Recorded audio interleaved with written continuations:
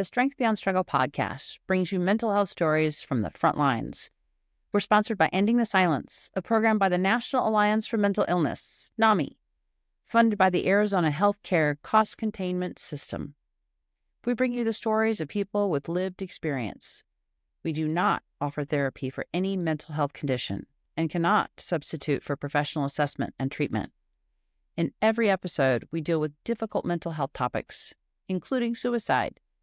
So if you're struggling, remember, you can always get help by calling 988.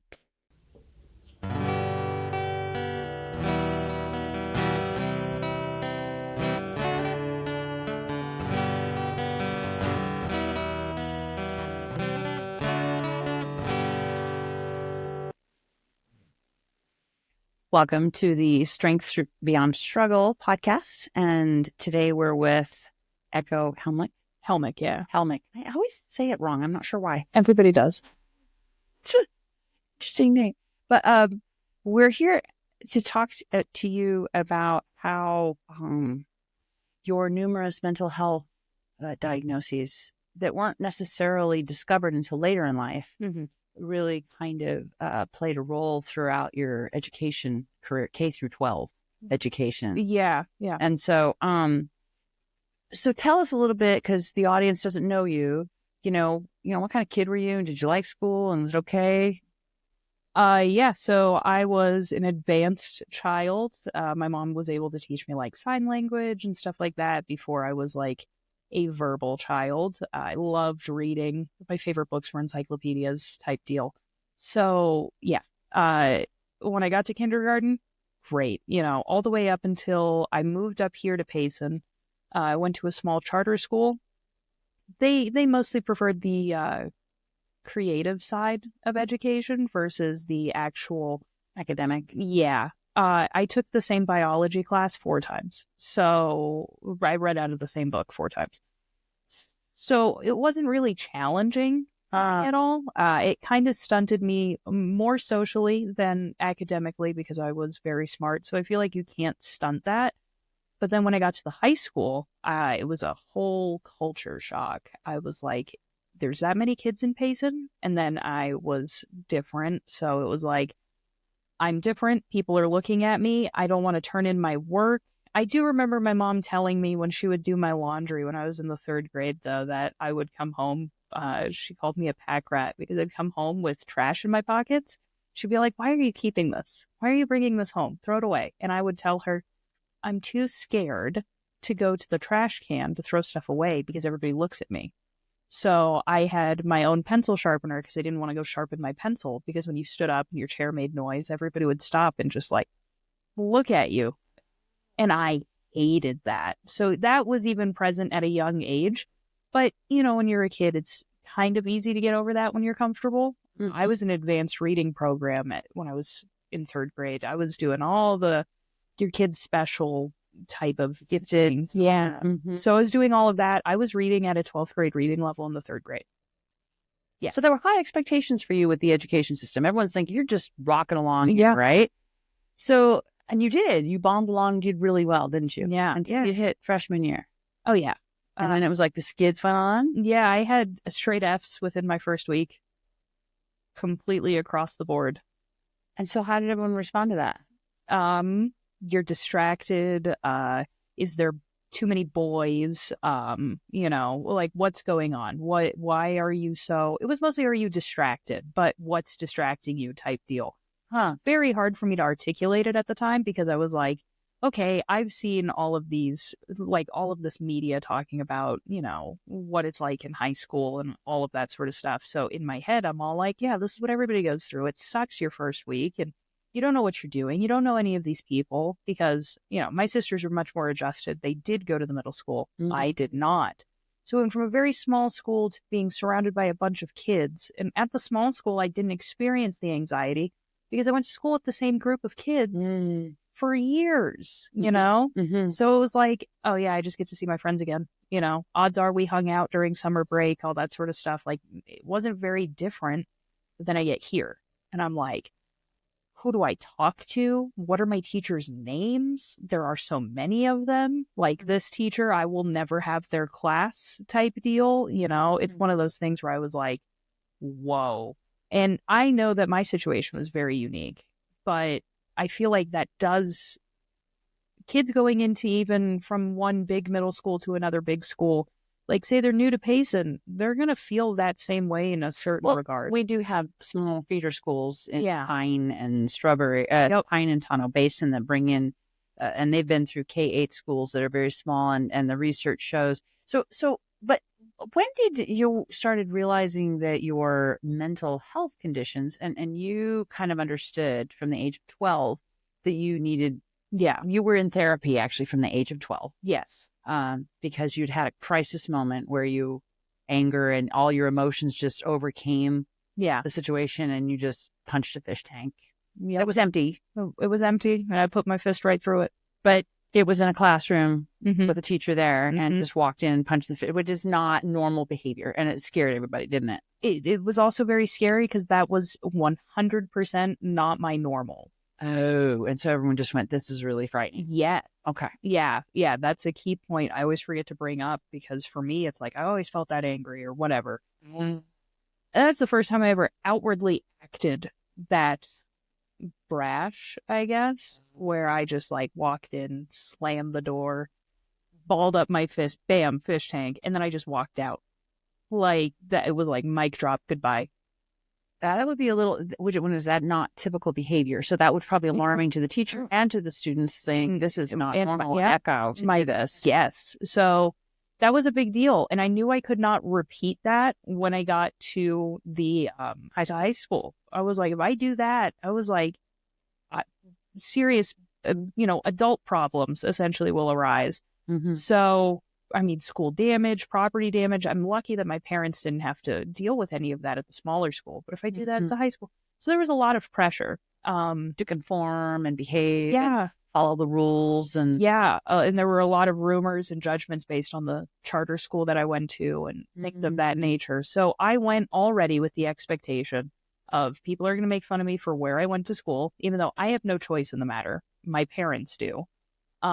There's going to be judgment and stigma because I'm different, which was true. Even my mom was different. I've never met another mom that brought their kids to school at the school that looked like my mom. In fact, everybody was like, your mom seems really cool. I was like, my mom is cool and I'm cool too, but you guys would rather pick on me. So I'm as cool as my mom. Thank you. And, it was one of those things where it was like the standards too were very difficult. I don't fit into I'm a round peg trying to fit in a square box, and it's not going to work. And education systems are very much like, these are the standards you're supposed to be meeting, and this is how you get to them. Did you ever have any help from school counselors? Because the research shows that 50% of schools don't even have anyone that can diagnose anybody or, even suggest that what you're going through is something to do with mental health. I went to the school counselor one time, told her about how I was feeling, and she was like, it's confidential, it stays between us. And then she called my mom the second that door closed behind me. So when I got home, my mom was like, well, why are you telling the school counselor this and not me? It looks bad on me, like I'm not providing you with the help that you need, and et cetera, et cetera. So I was like, I am never going back to that lady ever again. And I did not go back to her, because she told me it would be confidential, and then it wasn't. So I was like, there's no trust there. I'm not going to tell you anything. But you were in therapy otherwise. But I was in therapy otherwise. So I was receiving help. That's the reason why my mom was like, why don't you tell your therapist this or whatever? And it's like, I am. It's just in that moment where I'm at school. It would have been nice to have a little backup right then and there, right? Exactly. Okay. So that's a frustrating situation as well. It's like, well, you got the help outside of school, kid. Why do you need it while you're at school? Well, school is the catalyst of my problems presently. It's all my life is right now is I go to school. That is my job. I am a child. And so that's what I tried to tell my mom. And my mom was like, you and every other teenager that's ever lived, that is their job. They go to school and they learn. Which makes sense in theory, except when you're so not the norm that you end up not fitting their norms. So it made it very difficult to go to school, and the lack of resources significantly damaged my ability. I believe when I went to the high school, there was no like, oh, your kid needs help reading. Here's a separate reading program or whatever. They mostly relied on get a tutor after school or go to after school tutoring. I know things in Payson have changed since they became a Title I school, and they've had a lot more help because they recognize poverty causes significant problems and difficulties with learning. Yep. But it's frustrating, and it sounds like in your situation, what I understand too, it's that mental health is not considered as a block to being able to learn as much as it could be. ADHD is defined as a learning disability. So the fact that people don't even want to accommodate that made it very difficult. My lack of focus and then the anxiety that subsequently comes with it, I wouldn't be fully processing what a teacher told me because, auditory stuff is one of the big things that I suffer with.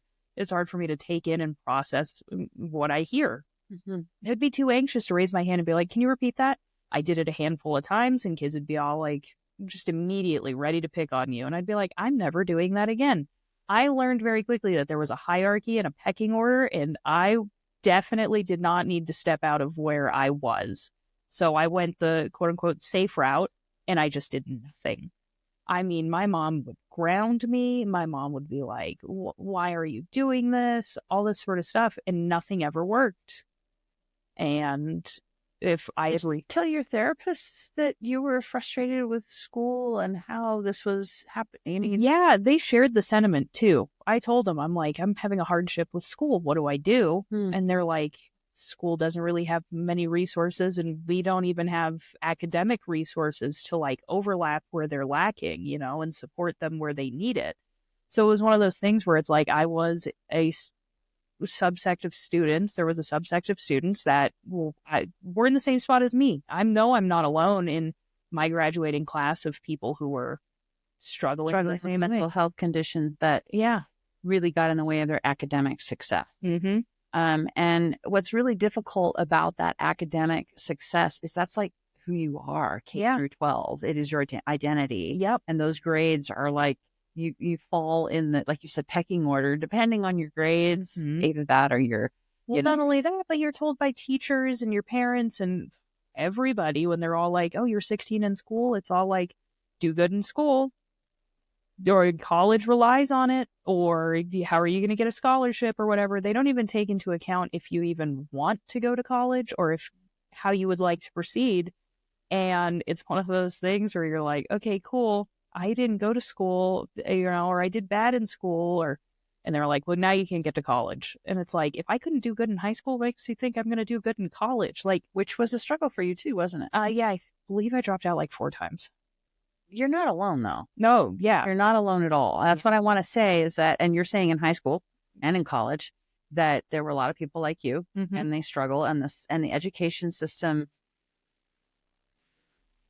doesn't seem to have the resources for able to meet you where you're at. I will say that for like students who are worried about university, that they usually have many, many, many more resources provided for students, even if it's small little study groups or they have a whole disability, advocacy, either club or actual, branch of the administration. Like they do provide a whole lot more resources than the average high school does.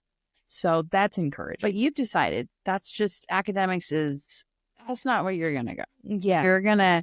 You're focusing on trades, which for you and your special needs seems to be the best direction. Yes. I feel like the trades are one of those things people talk down on nowadays. There are plenty of people who are wildly intelligent that decide to go do, a dirty job. Somebody's got to do it, True. Why not whoever, so I'm intelligent and articulate, but I want to go get my hands dirty. The academics aren't for me. I've tried. So I'd much rather go to a trade school and learn a skill and be able to use the skill to my strengths, So that's important for me. And so, For our audience, can you tell us real quickly why you picked farrier, which is horseshoeing, as a career? Because you've gone through the education. I mean, you were straight A, you're brilliant, you read all these books, and yeah, you're going to go this direction. I like to think that manual labor, doing stuff with your hands, is a great outlet. You feel accomplished, you get that serotonin and that dopamine going. Mm-hmm. And it's not something where it's like you get serotonin and dopamine from eating chocolate, but that requires no effort to do that. When you actually have to go and get your hands dirty, literally or metaphorically, you really build like a whole dosage of dopamine over time, and it sets your new bar and your new standard, and it just brings you to a new sense of accomplishment. And that's the biggest thing for me, is like being able to sit there and say, whoa, I did that. Like, I'm capable of doing things. And that is a physical, attest, like that attests to it right there alone, is the physical evidence that I just did that, be it masonry or plumbing or electrician, whatever. Did you come to this decision with the trades? Again, we're saying, not everybody's going college direction, not everybody's going trade direction, but in your case, did your mental health conditions sort of guide you in this direction? Yeah, animals were a really big deal for me, but also at the same time, I grew up in a family of people who did not graduate high school and ended up doing trades. So I knew that there would be little to no stigma if I said, all right, that's not for me. My stepdad, he graduated high school, but he became a mechanic, and he's very successful at what he does. But he always told me in high school, try university. You might be able to get a better job than what I do. It took a long time for me to get where I am. So I said, okay. And then I tried university, and I was like, I think I'm going to go to trade school. And he was all like, more power to you, kid. Great. You found your niche, your spot, what you want to do. You have tried so hard for so long, it sounds like, to find where you fit. Yeah. And it sounds like the mental health condition and the consequences of that, and I don't know if there's physical consequences too. And so it sounds like your advice would be, don't be afraid. Oh, yeah. For Just sure. saying who you are and meeting yourself where you're at. Which brings us to why we're sitting here today. I'm wearing a shirt saying Ending the Silence. Yeah. And you actually are you are a youth presenter in Ending the Silence. And can you tell us a little bit about why you came to it and what you hope? Yeah. So I was working at the Timeout, the domestic violence shelter. I attended a singular NAMI event. And so I sat there and it was great. And then I actually ended up talking to you. It was actually mentioned to me that you were looking for me. And I was like, oh, okay, cool. So I went and I talked to you, and you presented the idea and the goal. Like, we need somebody talking to the schools, doing mental health awareness and advocacy. So I said, okay, I'll do it. I think instantly I was like, yeah, I'll do it. Why not? And I just went from there. I did the training, which was... Can you tell us a little bit about the training? Yeah, they do. It was easy because it was just talking about myself, which can be very difficult. But when you get to a point where you can do it, it's the easiest thing in the world. And so I talked to them, and I talked to some trainers. I read some videos, or I watched some videos. I read some articles. Then I had to do a little bit of my presentation that I would be presenting, and then I had to speak with, forget her name. Martha. Martha, yeah. Mm-hmm. So I had to do a mock presentation with Martha, and she said basically the same thing you said, is that I would be a delightful asset to the team and the program, and that solidified for me. I was like, okay, I really want to do it. I would love to educate. Because you're going to go back into your own high school. Yeah. And just so the audience knows, Ending the Silence is a 55-minute classroom presentation where an adult presenter like myself comes in. I have lived experience myself. And we, as the adult presenter, talk about the signs and symptoms of mental health and suicide. And we give statistics, talking about things like 1 in 5 people have the genetic predisposition and the environmental trigger to have a mental health condition. And then people like Ecko come in for 10 minutes and talk to the kids directly, because you're aged 18 to 30. Yeah. And you have been sitting in their seat. And I'm astonished at 25 years old, the journey that you've taken and the things you have learned by this young age. Although you say you're in a quarter-century crisis. Quarter-life crisis. Quarter-life crisis. Yeah. Okay. Whatever. But yeah. okay. look, the best thing that happened about turning 25 is that I now have lower hotel prices and car rentals. Yeah, because they're all like, your frontal lobe's developed now. And I'm like, wait, I'm not done with that yet. Give me a second. It could take a little longer, right? Yeah. Again, we're talking about the prefrontal cortex. Everybody, parents, Yes. hate to tell you this, kids aren't going to finish growing that until 25, 28, somewhere around there. Yeah. 3:30 post, 21, 22. Yeah, so someday they'll be as cool and calm as Ecko, but it's going to take a little while. I'm cool, calm, and collected presently, and I think you'll be in the classrooms too. And it's impressive that you're coming back. And what is your hope by going in the classrooms and talking to the kids? That no kids feel as lost and confused as I do. I definitely thought like I was living in some sort of terrible high school coming of age comedy where everybody else was laughing but me. And I definitely don't want other kids to feel that way. So I want them to know that even if you're like a wallflower, you're not alone. You're in a whole field of wallflowers. You could be center stage and there's still people, right beside you. There's a whole group of people that are with you no matter where you think you fall on that spectrum of being social, being not social, being smart or not smart. Everybody's smart. And that's the important part for me. Like, no 12-year-old should have to feel the way I did, where I'm all like, what is wrong with me? Why do I feel like this? Why do I feel so terrible? So I really want to drive that home to kids. That's the big thing for me, because if they get a start on it now, they won't be like me, where I had to figure out university 4 times and then decide to go to the trades and all that sort of stuff. If you get a handle on it while they're young, that you set them up for a successful adult life. And that's very important. Well, Ecko, I, again, can't thank you enough for your courage and your offering to come and speak to us and to come in the classroom with me, because we're going to go there together. Yeah. And I can't wait for the kids to meet you. And thank you for being with us today. Yeah, thank you. Schools face big problems in coping with the mental health struggles of their students. That's one of the important things we learned from Ecko's story. Sometimes schools don't spot the real problem. Sometimes parents resist. Almost always schools lack resources, but the problem is big and getting bigger. Here's what the National Education Association has reported based on federal surveys. 3 out of 4 parents say their children need mental health counseling. 1 in 3 parents say their child has symptoms, especially anxiety and depression. About 15% of teens suffer a major depressive episode each year, but 2/3 get no treatment. During the pandemic, anxiety and depression among children rose about 25%, and tragically, half of gay and transgender kids say they have considered suicide in the past year. As the NEA put it, the kids are not all right. And that poses a lot of challenges for schools. Only about half of schools have the resources to diagnose mental health problems, much less help find treatment. That's according to the National Center for Education Statistics. Just 55% of schools have anyone who can diagnose a disorder, and only 42% of schools provide any treatment services. Urban schools provide more services than rural schools, and big schools provide more services than small schools. But almost all schools say they lack funding and licensed mental health professionals. So too many kids like Ecko struggle to find help, and that makes their mental health journey so much more difficult. That's why we're here trying to get Ending the Silence into schools. Check with your school to see if they're signed up.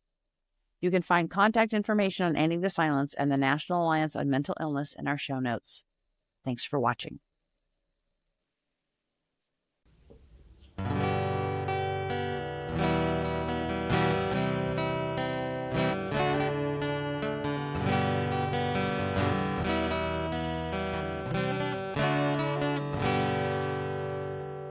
It's okay to just be me. We're all made to be unique. It's okay to have my needs. It's okay to be me. What's easy for others are struggles for me. I do things differently. Doesn't make me broken. It just makes me me. People out there help me through, ones who care about me and you. Through my struggles I find my strength, feels so good to be me. What's easy for others or struggles for me, I do things differently. Doesn't make me broken, it just makes me me. People helping me to get through have their own struggles too. Even though they have their strength, they are human like me. Through these struggles we build our strength. We all want to feel healthy. Even though we make mistakes, struggles build our strength.